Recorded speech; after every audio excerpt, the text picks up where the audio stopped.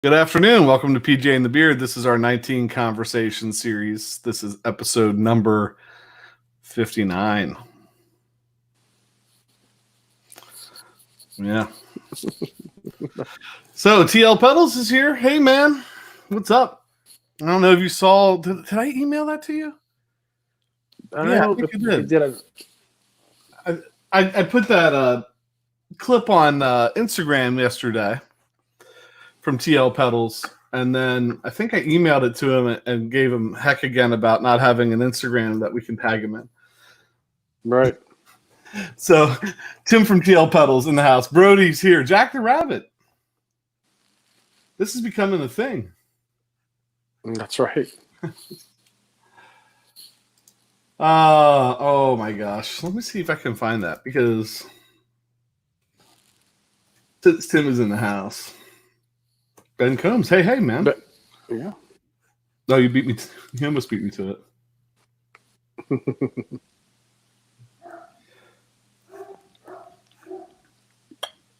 This is becoming a thing. I mean, 59 times. We've done it 59 times, so maybe it is a thing, Jack. It's a thing for us anyway, right? It is a thing. It is. This is not a segment. Today we're introducing a brand new segment. It's called "What Did We Post on Instagram Last Night?" Right. That's scary, but I'm doing this for our pal Tim, because Ben has a big Instagram presence too. See, Tim, here's the deal. On the desk tonight, we have an @LovePedal and a TL Pedal Stinger Fuzz, but I can't tag you. I have to put the hashtag there. It'd be nice to tag your account so we can send love your way and get people going out looking at your stuff. So somebody said it perfectly in a previous show. Get your daughter, get Brielle online. Get her to set it up for you. Oh my gosh. That's right. There's Pete Paul. Hickson jumping in. Yeah. And Pete. So yeah, I did. I recorded. I threw 2 pedals. Oh, I put one of them away. I put the Stinger Fuzz was sitting on my desk. So this is becoming another thing. I've been abnormally getting a little bit of time at night, and I've been coming down and plugging in a guitar and just picking something up that typically something we featured on the show recently that's still sitting on my desk. So one of them, I think, was what? The one before this, I think we had on the Earthquaker pedal that we got from Mike Roadblock. Mm-hmm. And then last night I did this, but I couldn't just do this. I because I've been wondering about it ever since I got it. I threw the Believe pedal from Love Pedal in front of it, which has that octave up thing to it. Mm-hmm. Right? And so, should I play it? I think you should. Just a little bit. On the desk tonight, I'm still playing with the 92 Fender Telecaster. I mean, we don't really need that part, but there's no way to fast forward it. Also have a TL Pedals from Canada, Stinger Fuzz, and a Love Pedal Believe. Sounds a little something like this.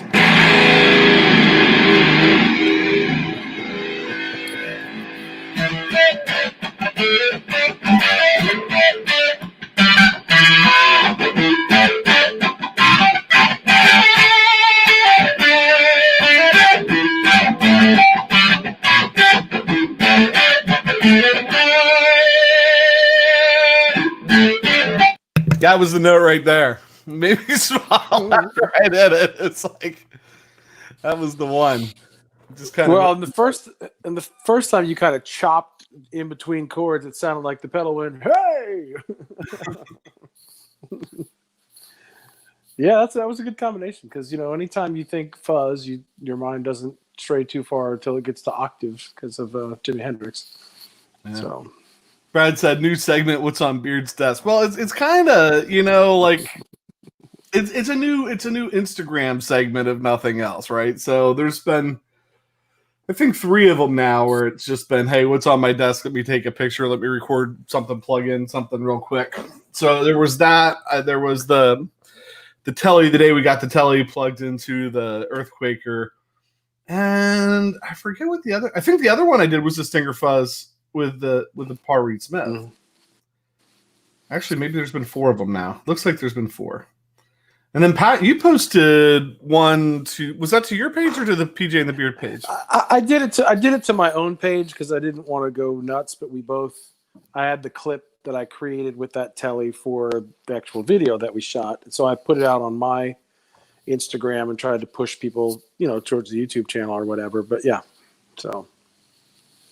Yeah, so we should. Yeah. You're laughing at the Gentleman Farm again thing. Yeah. Yes, that loud barking you heard a few minutes ago is about a 150-pound white Great Dane. Yeah. So that's moral of the story. Yeah. We could use a little bit of love over there on Instagram and Facebook if you want to go subscribe to those things. Although we did just hit like 200 followers on Instagram. Instagram is like, I don't know, you're just throwing stuff out into the wind for no reason. At least for us. TL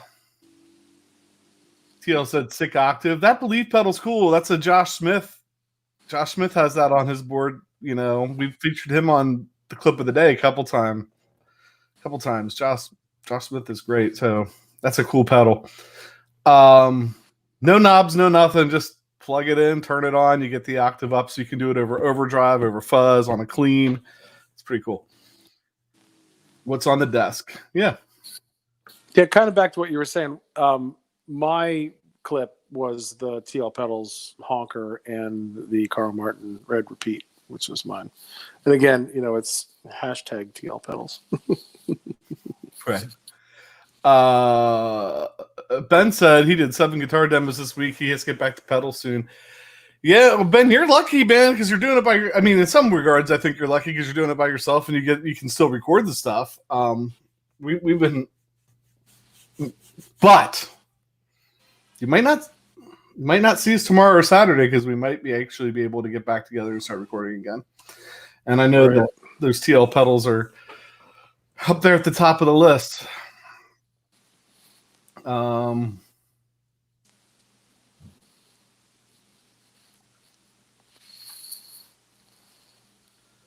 Yeah, Paul was saying something about that yesterday too, that he had a ill family member that they couldn't get in the hospital because of all the COVID stuff. So I hope that's working out. I mean, it's not a story you have to share, but our thoughts are with you, and hopefully I know that you've been working on that and jumping through some red tape, so I hope that's going well for you, man. Right.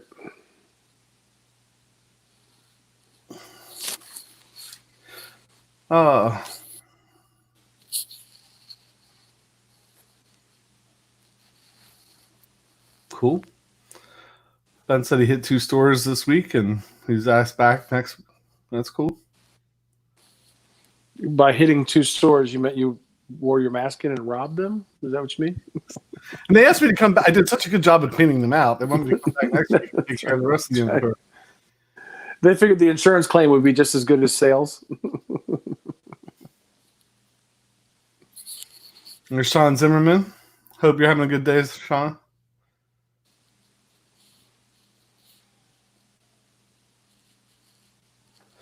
So, where do you want to go? Are we clipping it? Clip? We can do clip.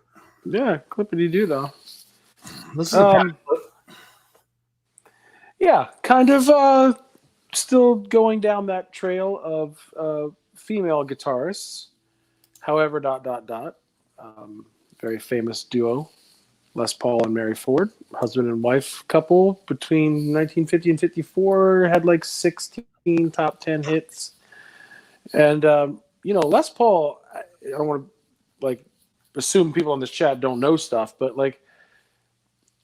not only was he an amazing inventor with guitar and recording equipment, but he was a really good player. In some ways, some of the stuff he did, he was almost the original shredder. But they had a little, act that they did together, and this clip is probably more playful than mind melding, but it's really cool, a little interchange between the two of them. So it's Les Paul and Mary Ford. Yeah. Playing Les Paul's, oddly enough. Every once in a while, I get that set up, and I'm waiting for you to get done so I can click play, and then I'm thinking, I don't think I hit the share audio button. So now we have the share audio. Here we go. Now we're right. Les Paul and Mary Ford. Yes.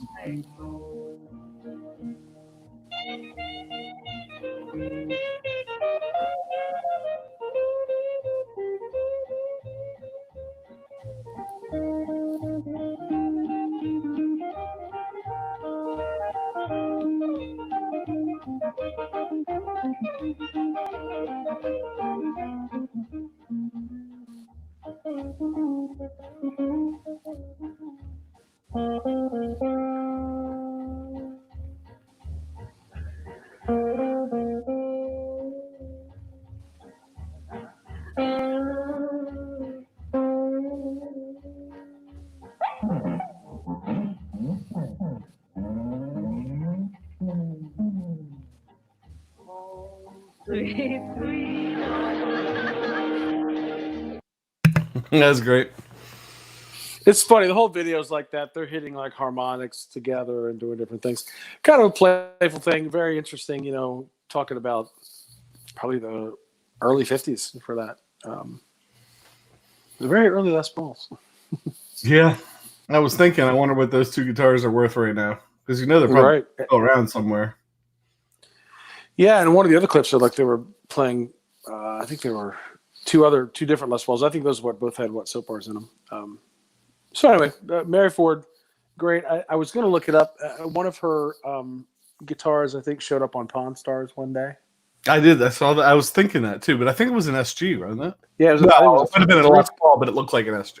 But I think it was a 3-pickup one, white, original case, everything. Like had some documentation that she previously owned it. And, yeah. So anyway, clip of the day, kind of staying loosely affiliated with the female guitar players. She has to be one of the earlier ones, certainly. Having Les Paul as a husband didn't hurt, as far as being out and playing and gaining exposure and wielding an electric guitar. Yeah, I mean, it's just absolutely crazy to think about when you watch that clip that the Les Paul is named after that guy. Like he has fingers in it. It's named after him. It's the iconic guitar through all rock and blues and jazz. Well, through history. And when you say probably one of the earlier Les Pauls, I mean, like, yes, it's probably the earliest Les Paul. I don't know. Just crazy to me to think about. Mm-hmm. It's crazy. How did he play Les Paul without a Marshall amp? I mean, maybe that's why I don't play my Les Paul very much. This old Billy Marshall I ever had. Right. Yeah, Brody's saying the first signature series. The first signature series, right. Yeah, how can you have a signature Les Paul? Exactly. You're like the sub-signature. Like the / Les Paul is like the sub-signature Les Paul, right? It's like he's a bullet point. Yeah. Well, it was kind of like Paul Reed Smith, sort of the same thing. People were like, oh, he did Paul's guitar. They're like, well, it's about time you did a signature series guitar. He's like, my signature's on the headstock of all of them. Right.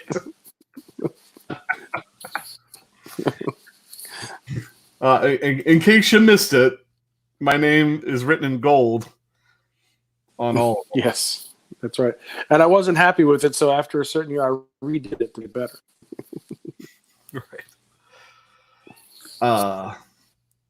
What did I want to look up? Oh, Brody's in the chat. Yes. Oh, that's right. I'm grabbing that, so hopefully Brody sticks around. We'll have that coming up if I can find it. It gets buried. That's right. We're jumping into. We have potentially several editions of Are You Bored today? Maybe, possibly. All right. So let's do pedal of the day quick.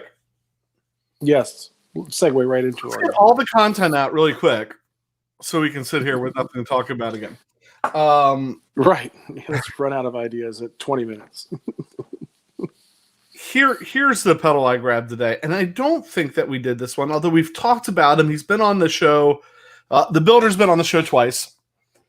Yep. He was one of the original interview series, and then he came back and he did the 19 Conversations thing with us. I don't know. I don't think this has been one of our choices. I think its sister maybe has. But I grabbed this today. And who knows? Maybe I'll get to.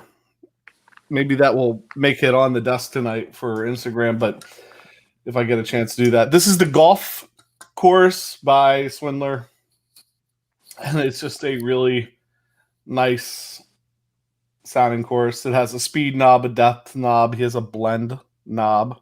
Maybe that's the pedal I was thinking about yesterday when we were asking about that.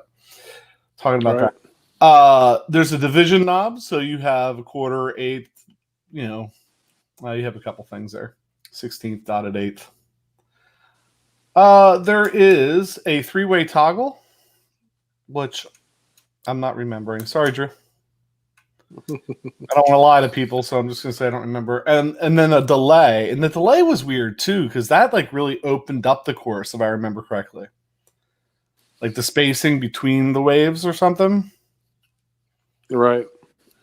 And then, but the thing is, with any of Drew's pedals, the controls down at the bottom are what's really kind of fascinating, because Drew is like a engineer, like a programming engineer marvel. And so you have a tap button, on off tap button.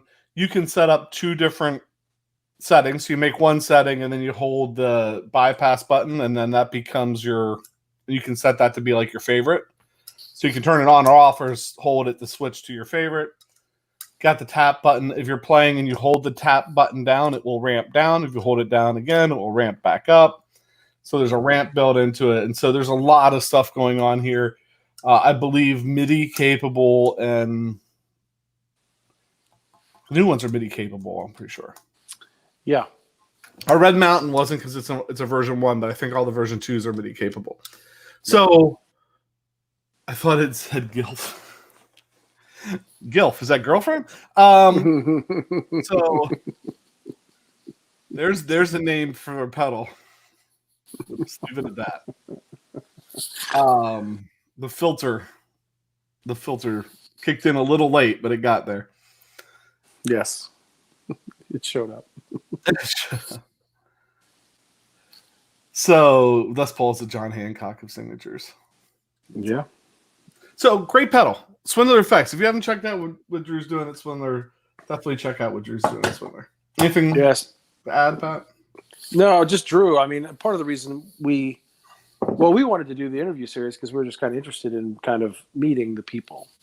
And after we did 1 or 2, we're like, wow, we want to keep doing this because we feel like if people can meet the person behind the product, especially the people that we had met so far, it's going to be good. And so just, Drew's just such a great guy, such a real low key, smart guy, like kind of a real kind of middle of the road, even keel guy, and making some great pedals. And, does it as a side hustle, got a full-time job. And so really great guy, makes great products.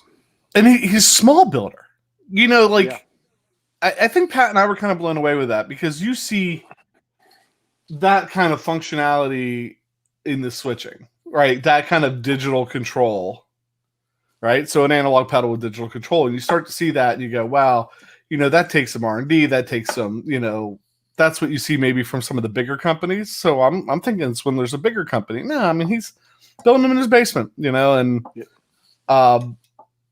not turning out thousands of pedals a year, so right. Great guy to support. Really like what Drew's doing. Good stuff. Yep. And then we did have a guitar of the day if you want. Yeah. So guitar of the day. We always do electric guitars. I thought, well, why not do something acoustic? So this is my guitar that sits upstairs. I'll make this big for a minute. Sits upstairs in the front room. This is the everyday front room kind of player. Something to grab. It is a Breedlove parlor guitar. Really well made. It sits in your parlor. Yeah, it sits in my parlor.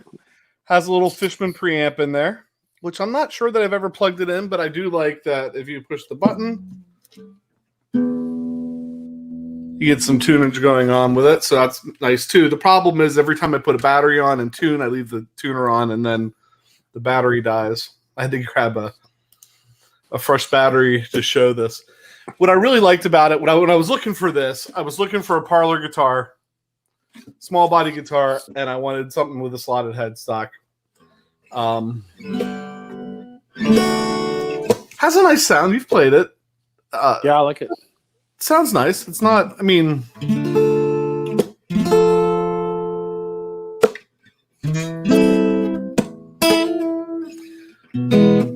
sounds nice. Small. You can sit in the little, club chair kind of thing and noodle away to your heart's content. Action on it's pretty good.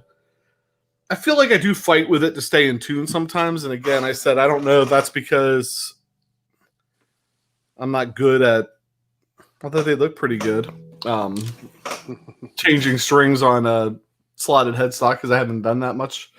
But like the color. If you shake it. Yeah, Jack the Rabbit comment on the top. You shake it and what happens? The pick comes you can out? hear a piece of glass floating around there because my son, it sits kind of in that front room near the kitchen, and my son dropped a glass and it shattered, and I think there's little shards of glass inside of it. But what Jack said? Jack said he liked the top, thought it was pretty. And he also said he likes guitars with holes in them. Yeah, I think for what it is and how much they cost, it's a nice guitar.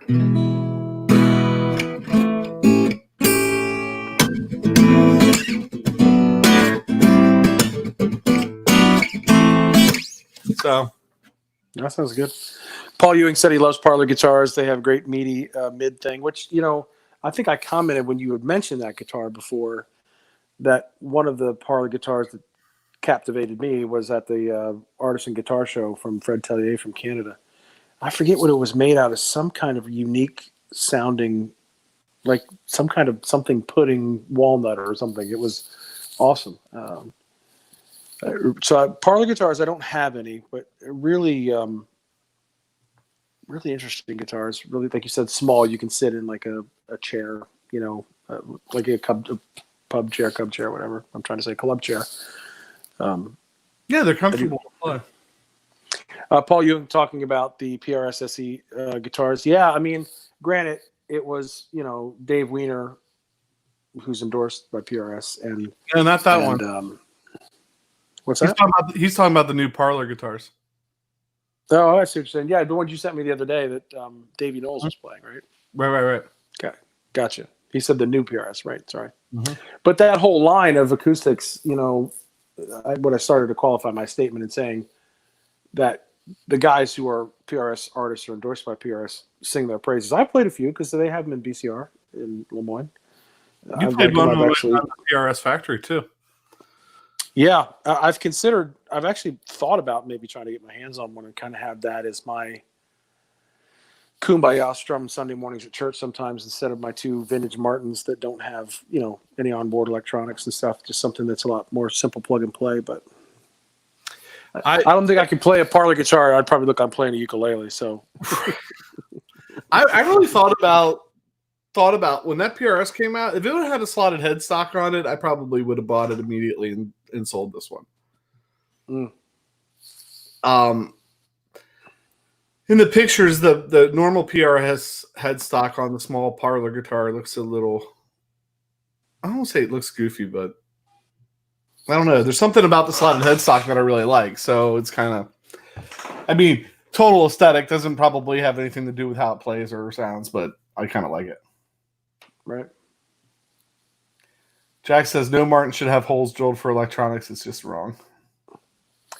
See you later. Well, yeah, sure. That's where my two fall in that category.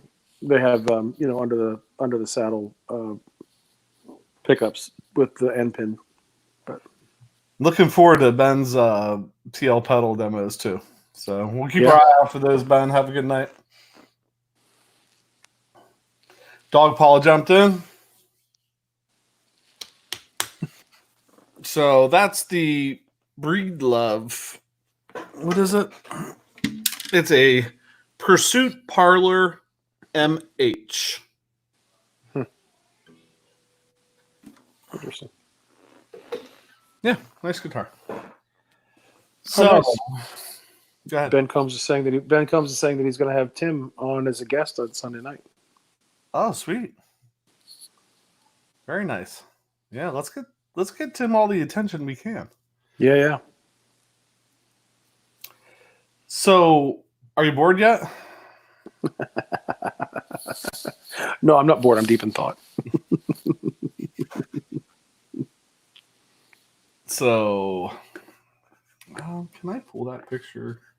Yeah, I'm on just my phone today, so I'm toggling back and forth between the images and the chat. So if I look like I'm sitting here reading, it's because I am.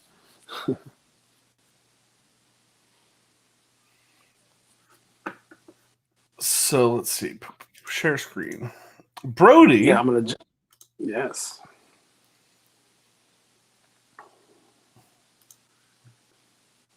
Sent us this. I don't know if I'm gonna be able to make that any bigger, unfortunately. Well, maybe. So he doesn't really have a pedal board per se. He says he pulls these out one at a time. But this is so a guy that has killer amp collection, killer guitar collection, killer acoustic guitar collection. This is what his pedal collection looks like, right? So you've got pedals that Brody pulls out one at a time, mind you, because he doesn't own any patch cables. Although, is that a Voodoo Lab pedal switcher sitting up there? Yeah, it is, because he was using a multiple amp setup.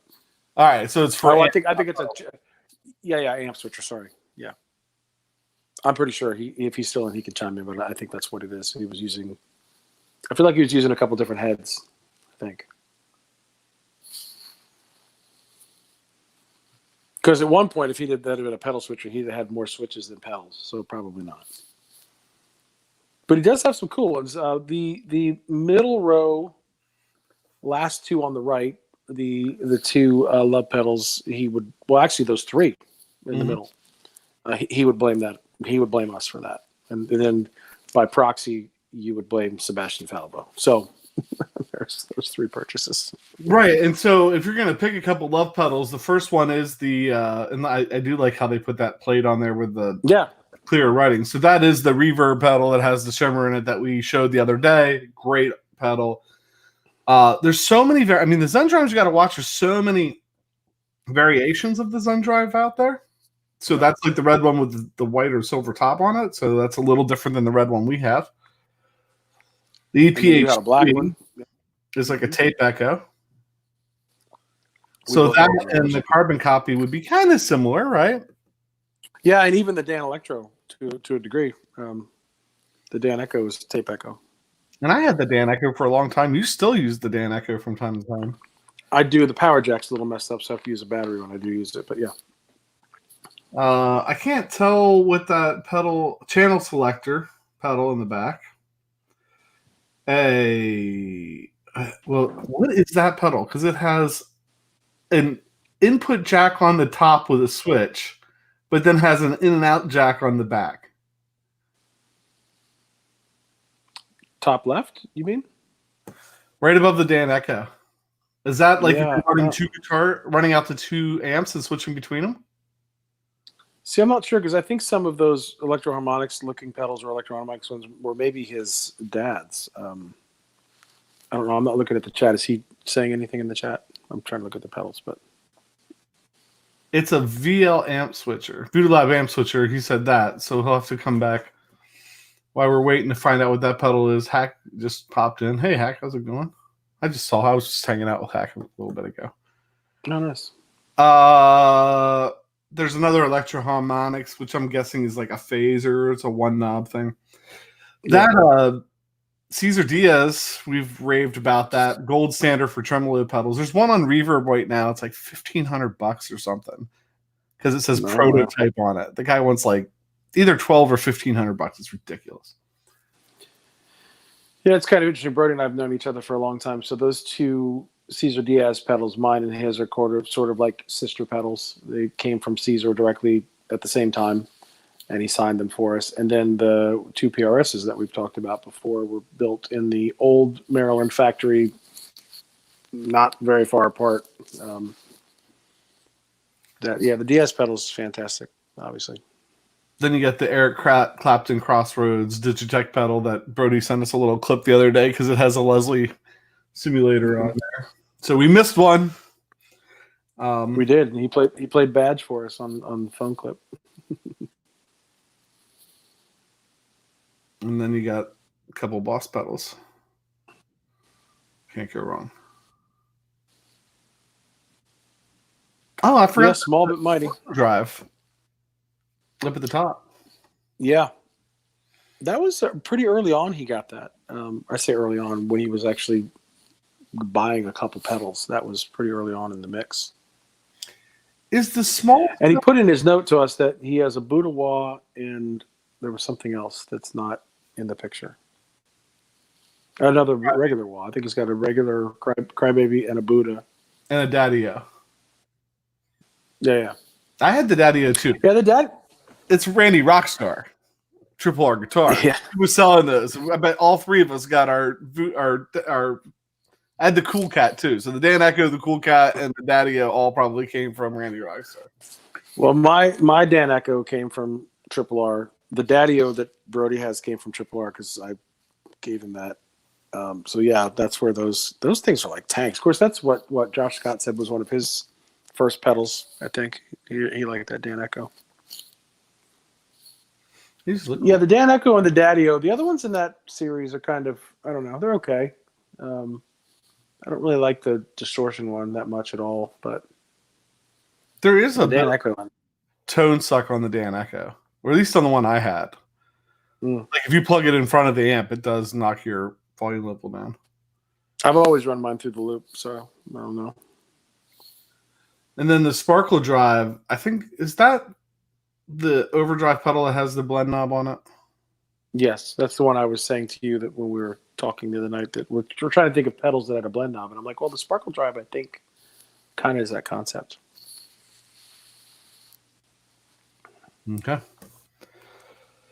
So there you go. There's the, and now you see why there wasn't a 10-minute video in the Brody Hutchin field trips. But like seriously, go back. You know, if you're looking for something to do, we have a playlist of field trips, and I think there might actually just be a Brody Hutchins playlist on our channel somewhere that has all of Brody's. Well, at time of filming. Yes. Brody's guitar collections in there, and it's really sweet. I mean, it was really nice of Brody to share that with us because some people wouldn't share that stuff, and I mean, it's just such a great collection. Yeah, and he was really, really modest about it because it's a nice collection, and he's got a couple pieces that are pretty special, if you will, outside of the sentimental connection to his father. But he did it, and to your point, sometimes people hesitate because he's like, I'm not some cork sniffer, right? I'm just a guy who plays, and I buy these things. And I get them for a good deal and in great condition, and I rarely let them go. So that's sort of, he falls in that same category we joked before. We're not collectors, we're just not sellers.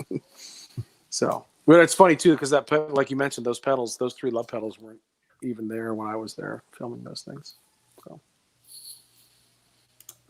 So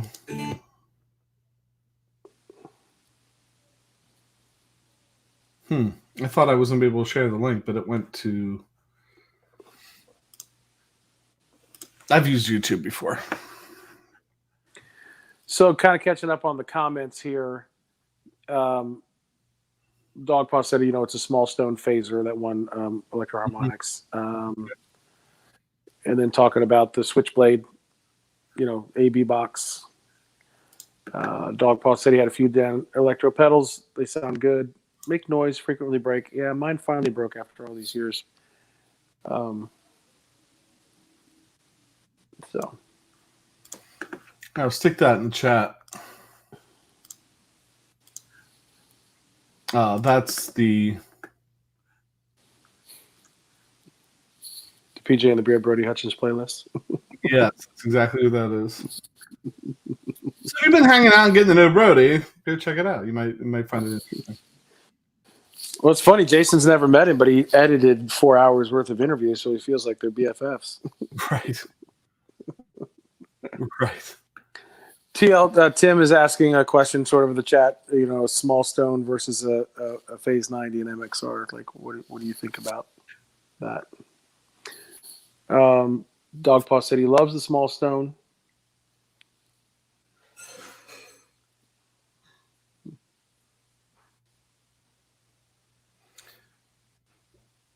Yeah. Yeah. Jack the Rabbit says his guitars tell him that they like it here and they don't want to leave. Nice. I like that, Jack. That's good. Yes, I hear that all the time. Every time I walk down here, they just whisper, "Don't send me away." Right. I don't care what that lady said. Don't send me away. I am not ugly. Teal green. I'm gold. 90s still green is so pretty. I was a hot color in the 90s. The great thing is that guitar's like a 98 or 99. And my wife was like, it's so 80s. It's like 10 years past. Know, right? Like, what was going on over at Fenders that they're putting out 80s colors in like 98? What are they thinking? Found some leftover paint somewhere. So Hobo Roadie's not here, is he? I don't think so. Hobo Roadie sent me some pictures, but I can't share them without him here because we need some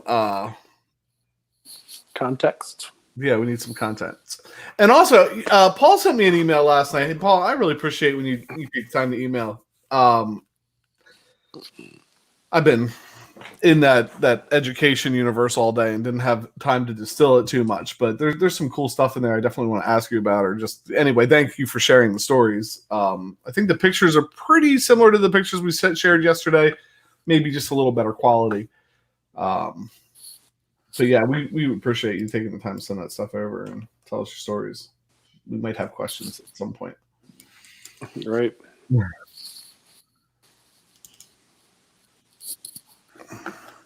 Okay.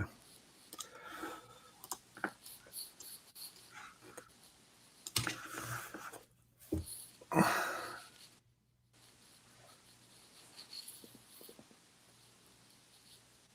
like to hang out with a cup of coffee. Hang out and have a cup of hot coffee with your guitars at Jack the Rabbit. Yeah.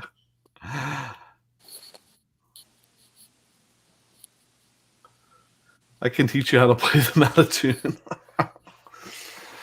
Oh, Dogpaw. Yes, sir. So, what else is going on? Well, Pat is over at the Gentleman's Farm. Yes. Oh, did you? And I'm Bob Barker, reminding you to have your. What's that? I said, go finish her because I was changing my train of thought. But if you had something to say, finish it. Oh, I was just going to say I'm Bob Barker, reminding you to have your pet spayed or neutered. That's it. That's all. I did see up there earlier in the chat, it slipped my mind for a little bit there that Tim said that Brielle was working on a new fuzz pedal. Say what? Yeah. Building Why a is it that fuzz-based variant. Why is it that we have all these pedal builders on the show, and I believe she's 9, but a 9-year-old girl is going to take all our money? Like, how does that work? That's great.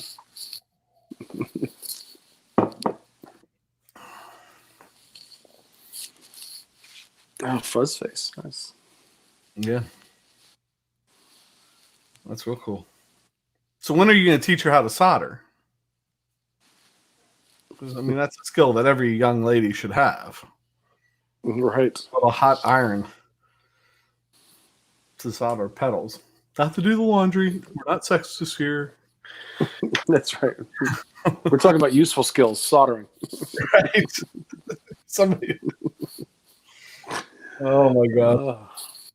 It would be a meme on the internet that we said that women should learn how to use a hot iron.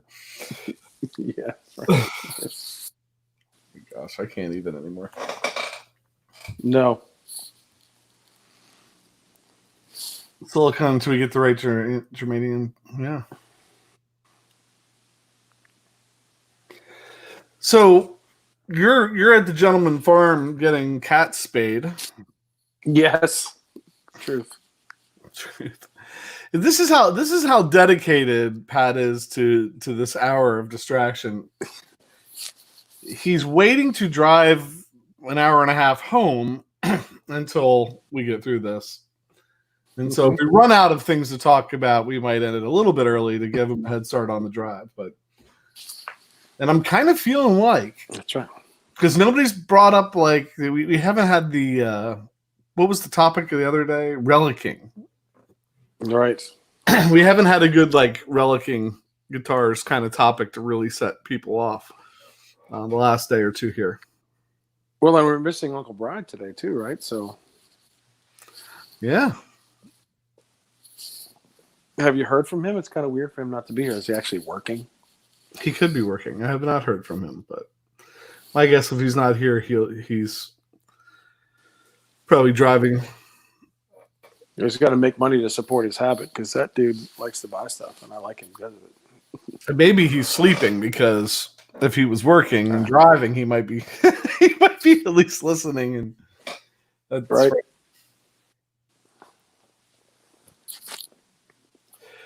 Yeah, Paul said Tim deserves recognition. I think when he presents his amps, guys will be blown away. I can't. Yeah, I'm looking forward to seeing what happens with the amp, Paul, because I'll tell you, I've spent some time with the Stinger Fuzz, and it's actually kind of a lie to say that because I've played through the Stinger Fuzz a lot, but I haven't spent time dialing it in because every time I turn it on, it sounds good. Right. And this has not been my experience up to this point with fuzz pedals, and we were never big fuzz pedal fans, either one of us. And so we were like, well, let's go down this rabbit hole and see if we can find a fuzz. And we know that fuzz is like a rabbit hole. It's like a Jack the Rabbit hole. And every time I turn this pedal on, man, it sounds good. At least it sounds good to me, and that's what matters. So it hasn't left the desk, and not just because you're too lazy to walk 5 feet. So yeah, I mean, if it's that good, you've been playing the honker a lot too. Yeah, yeah. I've still only. I think I haven't. He sent us two. One like the original version, and the other one the second. I think I keep playing the original. I haven't really spent too much time with the second one, but I think the setting that you're using it. Well, if you're playing the original, and Tim is in the house, so if I mess this up, he can correct me. The version 2, the one with the 3-way toggle, is adding an extra thing, right? So the 2 settings that you would have on the original are the same as the first 2 settings on the version 2. So it's not like you're not. And it's funny because I like that middle section, which would be the bottom section on the one that you have, where it pushes a little bit more, or it's a little louder, just throws more volume at it. Then you really like, it seems, the first section of it. Yeah, I do. And I don't know if that's from my master volume. Pretty much every amp I've ever had has a master volume. So I'm used to getting a lot of gain and sustain without maybe super high volumes. So I think that's why I like that setting on that pedal, because I can juice the gain pretty good and keep the volume like down and preserve the tonal qualities I like of that. I think that's probably why I like that. Yeah. Pretty deep thought for a Thursday afternoon, but I think that's it. Couple things in the chat. TL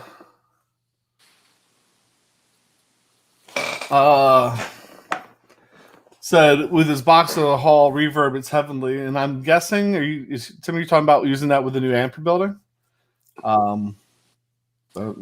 So then he says Box of the Hall reverb. I'm like, well, there's another one we have to check out. Jack has a Washburn Parlor that's aged. It's a limited edition reproduction of one from the 1920s. You know what, Jack? I kind of feel like I looked at that guitar when I was looking for this Parlor, and I almost went with one of those. If it wasn't that one, it was another Washburn Parlor guitar, because they do make a one that I looked at. And then Dog Paw relics half of his meals while he's cooking. So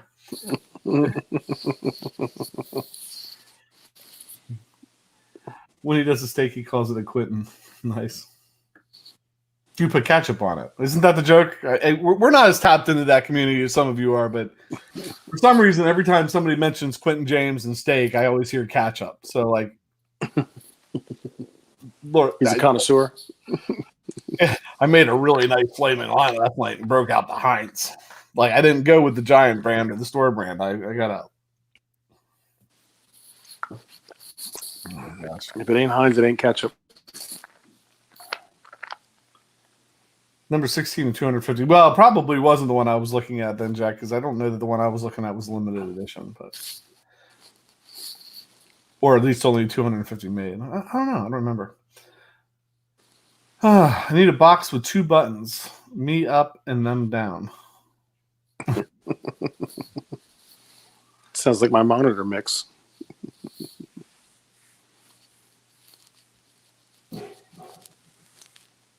Yeah, the reverb pedal in my new tube amp design. Finally got the correct tube for it, about 25 watts into a 410 cab. Oh, see, I like. Yep. I have a 410 Marshall cab. I have a 410 Marshall cab. Yeah.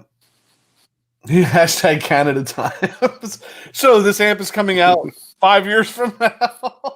That's right. It'll be vintage by the time it comes out. Everything will be new old stock on the build.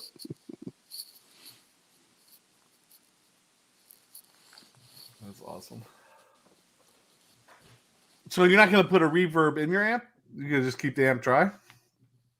No reverb tank? Or are you just kind of tweaking everything and then a reverb tank? I guess you couldn't do that because you'd have to put the circuit in. All right. Sean Zimmerman with a thumbs up reminder. We appreciate that, Sean, because we're so bad at doing that. Yes. We always joke that everybody comes on our show and talks about what horrible self-promoters there are. We're always like, oh, you do great stuff. You should be talking about it. And then we don't self-promote at all. Well, minimally. Right. So it looks like TL pedals and LPD pedals are a marriage made in heaven because both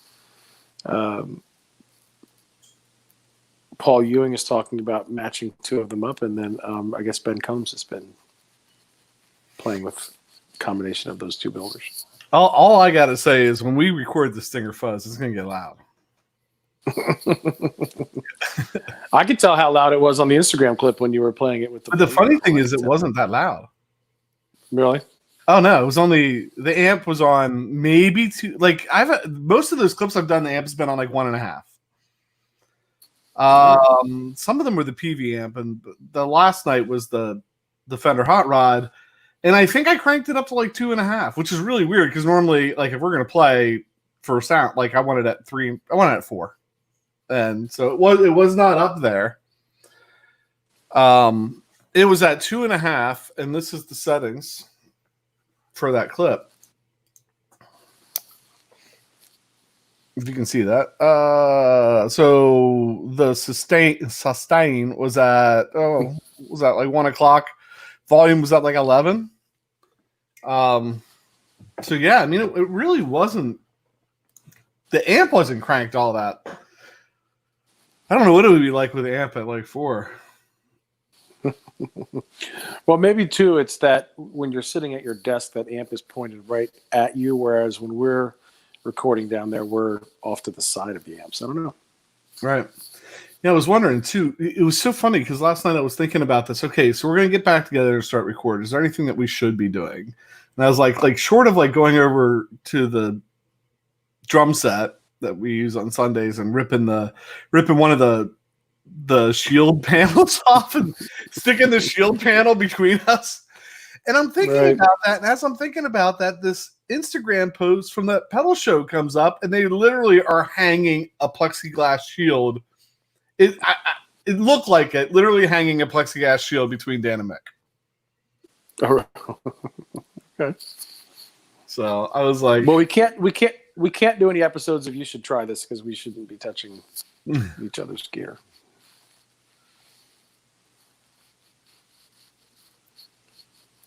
Brody is forgiven for jumping out of the chat. He said he stopped into Carter Vintage to pick up a repair.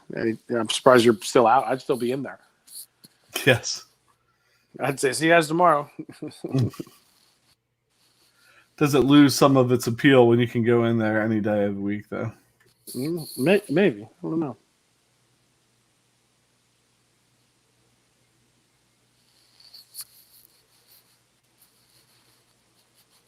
Yeah.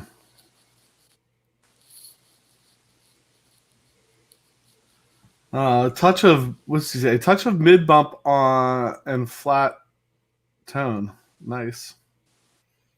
Try cutting the mid and the tone around 11. Sounds like super compressed metal. That you can make a note of that one, Pat, because I can't do that. Right.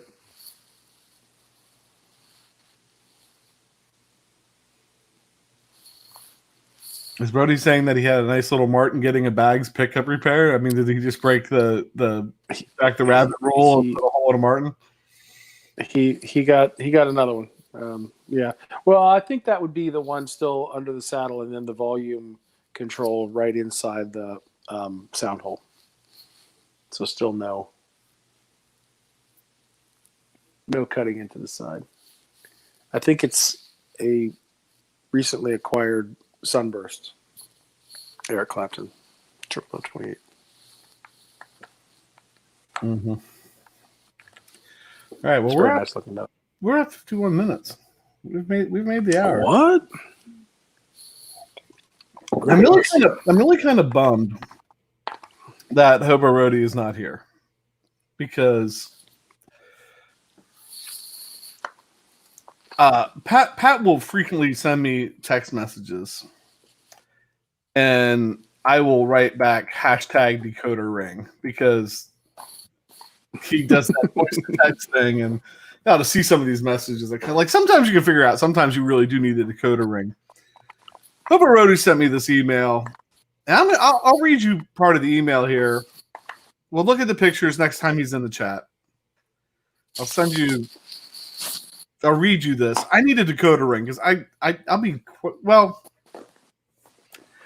So he's working on a little echo project. He's running compression drivers down a pipe using physical distance to establish delay time. Part of me is going, I kind of get what he's doing, right? I kind of get what he's doing. I still need another couple of 2040K drivers. I mean, how do you run 32 ohms FFS? I still need another couple grand away from completing his research. He's looking for a DB. All right, so these little bits just run 4 channels of echo at a fixed times, not necessarily sounding like we want. Meanwhile, all right, so that's it. That's what he's doing. And then he sent me some pictures. And then he did say at the end here, he's figured out that for the cost of doing what he's doing, this whole research, he could have probably just bought like a full tone solid state or tube tape echo. But I'm reading that. I'm looking at his pictures. I need a decoder ring. I need somebody to help. So we need him in the chat. We need him in the chat to kind of explain what's going on. So I'm going to drop it there. It almost seems like he'll be here at the 50. Seems like he'll. Yes, and he'll break it down.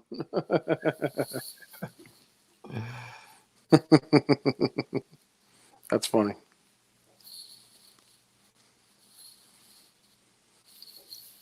Yeah, it's almost like we got to call Brian Wampler or Paul Reed Smith and ask him, what is he talking about?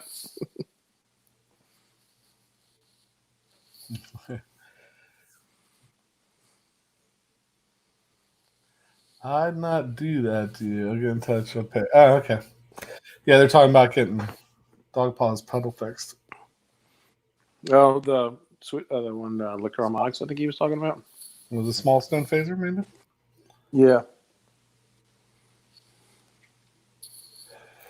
Yeah, and then Sean says, great community full of people that just like to help each other. Yeah, we found that out. We've been doing this channel for over a year, but I still feel like we're kind of new to this whole there's a section of this YouTube world that we're new to. There's a great community surrounding those guys like Ben and Hack and everybody else that is really cool to somewhat be a part of. I feel like, I mean, we try. It's hard to put as much time in all the chat. Like I would like to be able to watch everybody's live stream and watch everybody's, we watch as much as we can, but can't get it all. But I have to. It's a cool community. Well, it's cool because we've met other people because of other people, right? And it's been interesting that it's a pretty open community. It's like, I'm not sure if this community is a microcosm of the pedal building community or vice versa, where there's more synergy than there is animosity and, competitiveness per se. So people have been really cool with Hack, and Ben have been super cool to us and have both had us on their shows. And we've had both Hack and Ben back on our shows, which I'm not sure we did them any favors, but so yeah, it's been cool.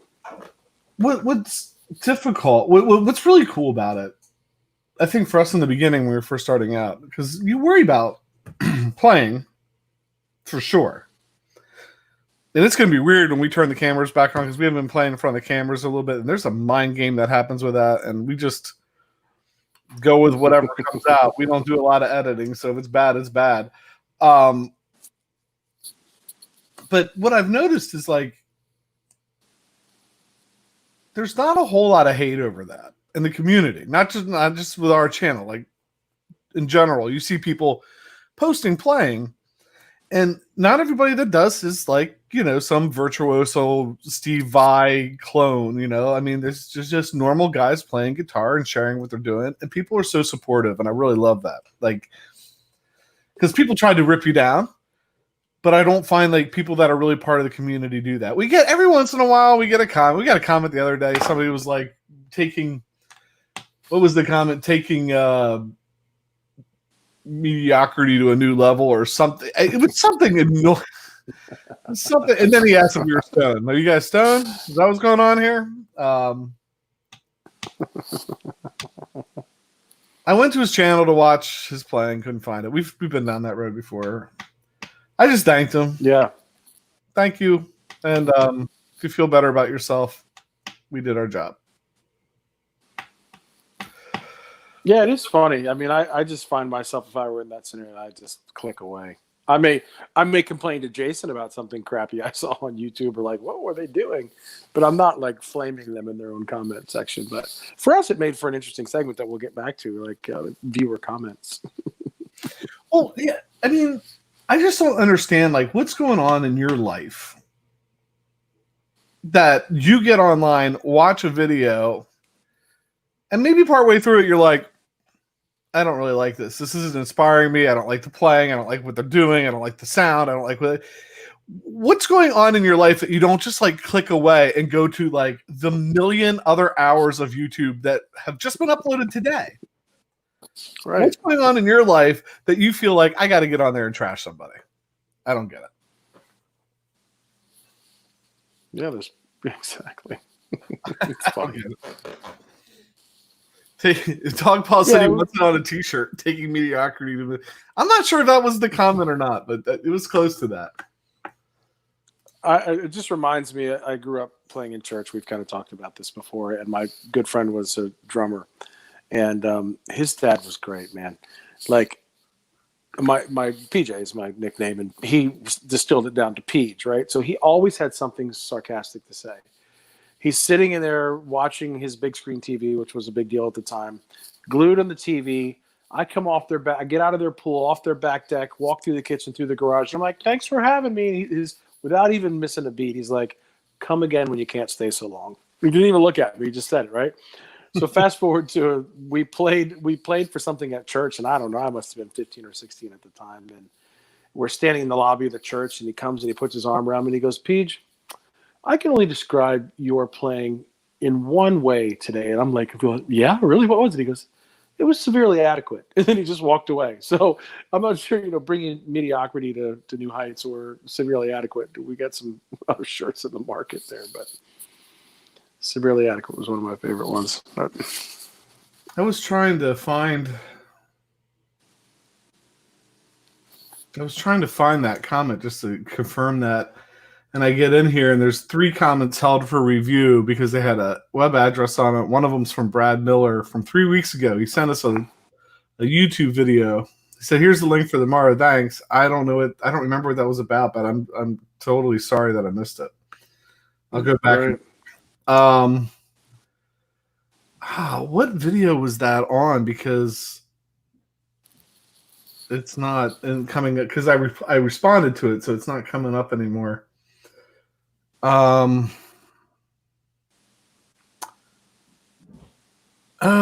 I know what it was on. I think it was on the Firefly video. The Firefly unboxing video. Yeah. Because, I mean, I'm sure I gotta be filter. Filter.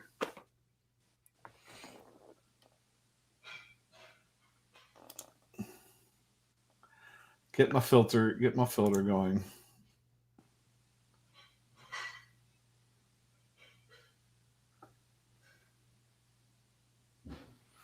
Yeah.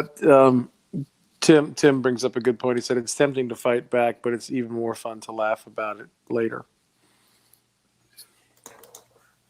Yeah. Tom jumping in. Yep. I agree with him. Yeah.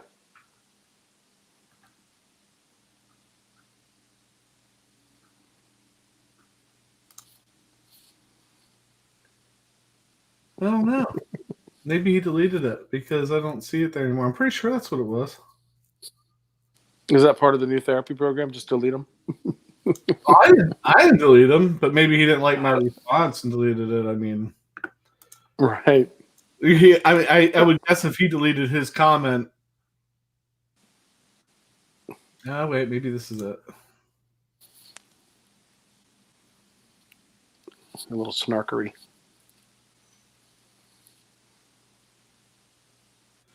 No, I don't know. Maybe it's gone. It's probably still. I mean, here we go. We're at an hour, and we thought we were ending early. And well, so the challenge to the chat will be: hey, we're all friends here. go throw some very flamey comments in some of our videos. No. don't do that. You can flame people that are being rude. I mean, if somebody's being a troll, you're welcome to point them out, but don't do that. I'm just trying to get the watches, the number of views up. Oh, here's one. Effing boneheads. Is this a joke? Or are they really this stupid? I don't think I ever remember that one was from Joe Mama. I think that was it. So, like, do you talk to Joe Mama? Do you talk to Joe Mama with that mouth of yours? if your username is Joe Mama, yeah. Oh my gosh, I'm not going to sleep tonight now that I've seen that. Oh, for the love! I mean, seriously, what is wrong with people? I really thought it was. I really thought it was that video, and I wanted to confirm that because maybe it was taking mediocrity to new levels. But I kind of feel like the guy that wrote it wouldn't have been able to get a word out like mediocrity.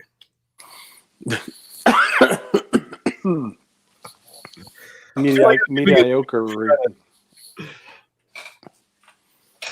Oh, that's funny. Jack said, "PJ and the Beard, can Pat show us that painted wall behind him? It looks pretty cool." Yes, we can. Hold on. Hey Ben, Tom, way to show up right when we're ending. That's awesome. Hold on, I gotta unwire stuff here. Hold on a second. So, I don't know if it's just easier to stand up and flip it. Hold on. One moment, please. Hold, please. Please listen to this Anna Popovic music while you're holding. Oh, where's Anna? Oh, we miss Anna. I've been missing her ever since we ended that show. Isn't there a way for me to flip this, I thought? I see nope. Jack saying, Ben's telling Jack he really has talent. Jack, your voice, man, you can sing. I'm so jealous of that. All right. I have to have my face in there so I can see. So this is my friend's family music room. So there's a piano here. There's a little Fender Passport system over there. And then they had somebody they know come and paint this mural, which is sort of like New Orleans meets Jim Carrey in The Mask. But it's really cool. Yeah, that's sweet. Oh, Ben, you've been here all hour, man? I didn't see you earlier if you said something. Were you just lurking, maybe? Anyway. There's the view at the gentleman's farm out the window, and there's some of the I don't know if you can get the barn in there or not. There's some animal mules out there in the field. So it's a nice little crib. Yeah.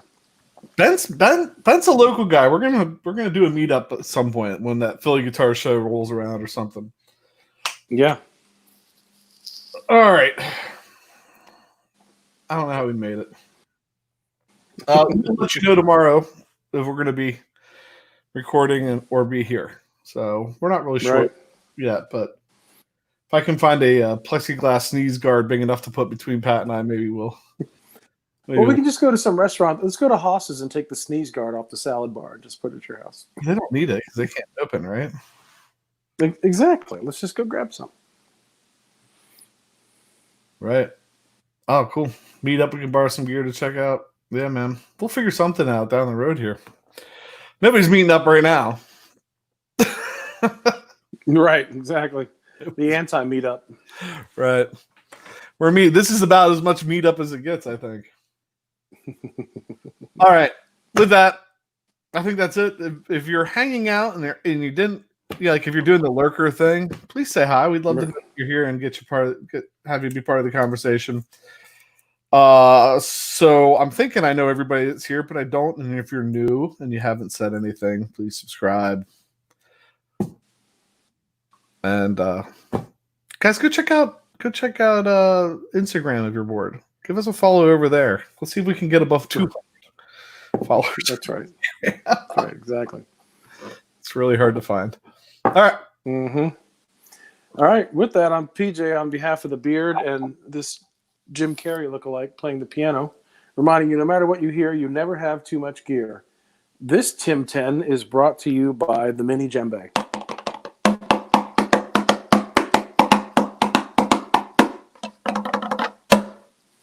And maybe a kazoo. Hey, Guitar Hack tonight. Guitar Hack's live tonight. Check out Guitar Hack. Later. Be there, be square. See ya.